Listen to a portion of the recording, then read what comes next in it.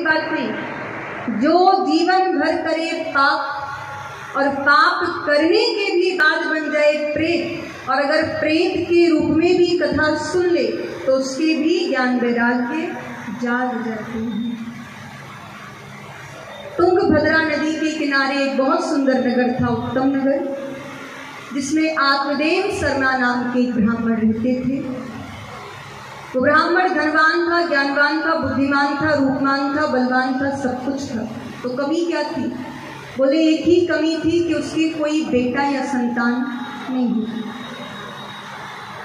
आत्मदेव की घर की ऐसी स्थिति थी कि अगर आंगन में तुलसी का पौधा लगाते थे, उसमें जड़ डालते थे तो वो भी सूख जाता था।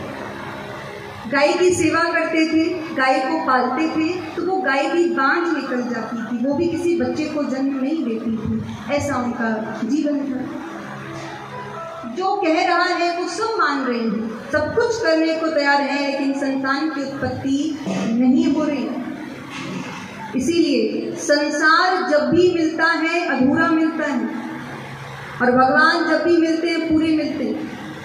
संसार में तो चले जाओ, किसी के पास बेटा है तो कोई बेटे से परेशान है, किसी के पास बेटा नहीं है तो कोई बेटे के लिए परेशान है, किसी के पास सास है, सास से परेशान है, सास नहीं है, सास के लिए परेशान है, बहू है, बहू से परेशान है, बहू नहीं है, बहू के लिए परेशान है।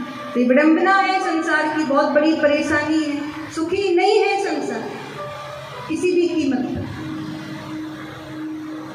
आत्मदेव ने बहुत प्रयास किया, लेकिन पुत्र की प्राप्ति जब नहीं हुई तो सोच लिया जीवन को ही नष्ट कर लूंगा, ऐसे जीवन का कोई लाभ नहीं जिसमें बेटा ना हो। मरने के लिए जंगल की ओर चल दिए। मरने को तैयार हुए, वहां पर बैठे हुए एक संत ने देखा, संत दौड़े दौड़े आए, तुरंत हाथ पकड़ लिया, पूछा क्यों मरना चाहते हो? बोले महाराज हमारे बेटा नहीं है इसीलिए हम मरना चाहते हैं। तो संत ने कहा कि अच्छा मरने से बेटा हो जाएगा क्या? बोला नहीं नहीं महाराज मुझे तो बेटा चाहिए। संत ने कहा तुम्हारे एक जन्म नहीं, दो जन्म नहीं, सप्त जन्मा विधि तो पुत्रो नहीं बिचा नहीं बिचा। तुम्हारे तो 7 जन्मों तक पुत्र का योग नहीं है, इसीलिए ऐसा करो भगवान को बेटा मानो और भगवान का भजन करो। जैसे बेटा भगवान बन सकते वैसे बेटा कोई नहीं बन सकता, जैसी बेटी भगवान बन सकते ऐसी बेटी कोई नहीं बन सकती, भगवान से अच्छा पुत्र तो हो ही नहीं सकता।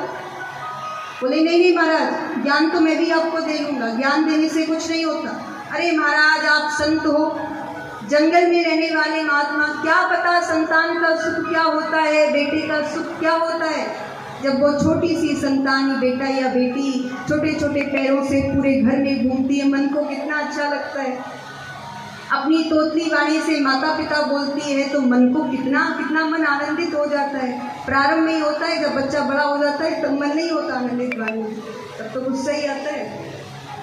इसीलिए संत समझा रहे हैं कि बेटा इतना मोह मत करो, ऐसा मोह अगर भगवान से कर लिया तो कल्याण हो जाएगा। नहीं नहीं बेटा चाहिए। अगर आपने उपाय नहीं बताया, अभी आपके सामने अपने प्राणों को त्याग लूंगा और आपको ब्रह्म हत्या यानी ब्राह्मण की हत्या का पाप लगेगा। ऐसा आत्मदेव ने जब कहा, संत को दया आ गई। संत ने अपनी झोली से एक फल निकाल कर दिया, लेकिन अपनी पत्नी से कहना कि थोड़ा सा आचार विचार के साथ रहे, थोड़ा पवित्रता के साथ रहे तो संतान भी वैसी ही हो। आत्मदेव गए, वो फल अपनी पत्नी धुंधली को दिया। इनकी पत्नी का नाम है धुंधली देवी। आत्मदेव जितने सरल हैं, धुंधली उसकी उतनी ही विपरीत है। धुंधली का नियम है कि 24 घंटे में एक बार किसी ना किसी पड़ोसी से झगड़ा करना ही करना है। जब तक बगल वाली या सामने वाली पड़ोसी से उसका लाठी चार्ज ना हो जाए उसको शांति नहीं मिलती। ऐसी है धुंधली। क्योंकि धुंधली क्या है? धुंधली किसका स्वरूप है भागवत में? धुंधली बुद्धि का स्वरूप है। और आत्मदेव क्या है? आत्मदेव आत्मा है। और आत्मा जब बुद्धि के हिसाब से चलने लगे तो उसका विनाश निश्चित है। इसीलिए बुद्धि नहीं विवेक के हिसाब से चलना चाहिए। धुंधली का एक और मतलब बताया है। धुंधली का मतलब धुंध भी होता है, कोहरा भी होता है, जो हम सर्दियों में देखते हैं वही कोहरा, यानी हमारी आंखों के सामने जब माया का कोहरा पड़ जाए। पूछा, बहन क्यों बैठी हो चिंता में? बोली, मेरे पति रिवायत थे ये फल दे गए और कहते थे कि तुम इस फल को खा लेना, इससे तुम्हें पुत्र हो जाएगा।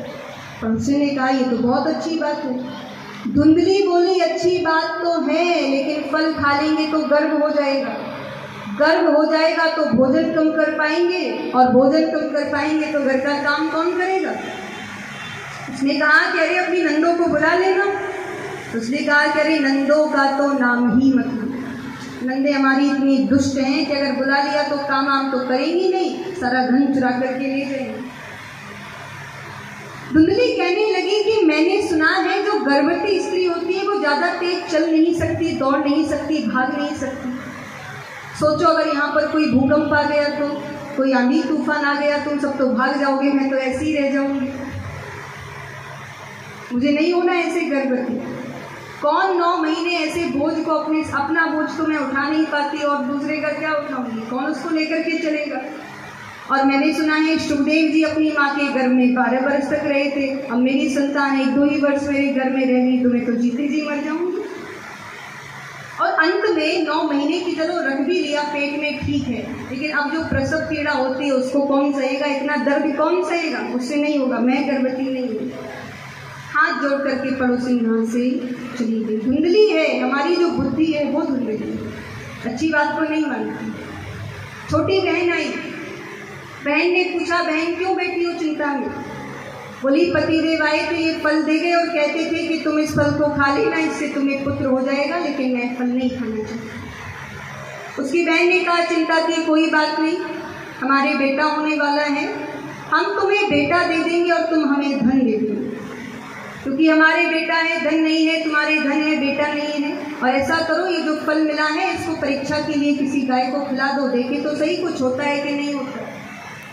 कुछ समय बाद उसकी बहन के बेटा हुआ, वो अपना बेटा धुंधली को दे गई। धुंधली ने उसको बहुत सारा धन दे दिया, और धुंधली ने अपने पति से झूठ कह दिया कि ये बेटा हमारे ही हुआ। आत्मदेव की खुशी का ठिकाना नहीं रहा, दान पुण्य करना प्रारंभ कर दिया। नामकरण की बात आई तो धुंधली ने कहा कि अच्छा 9 महीने इसको मैंने घर में रखा, मैंने इतना कष्ट सहा, नाम तुम रखोगे? अरे जब जन्म मैंने दिया है तो नाम भी मैं रखूंगी। सीधी सी बात है, मेरा नाम है धुंधली तो मेरे बेटे का नाम धुंधकारी होगा। अब जैसा नाम वैसा काम। कुछ समय बाद उस गाय के भी पुत्र हुआ।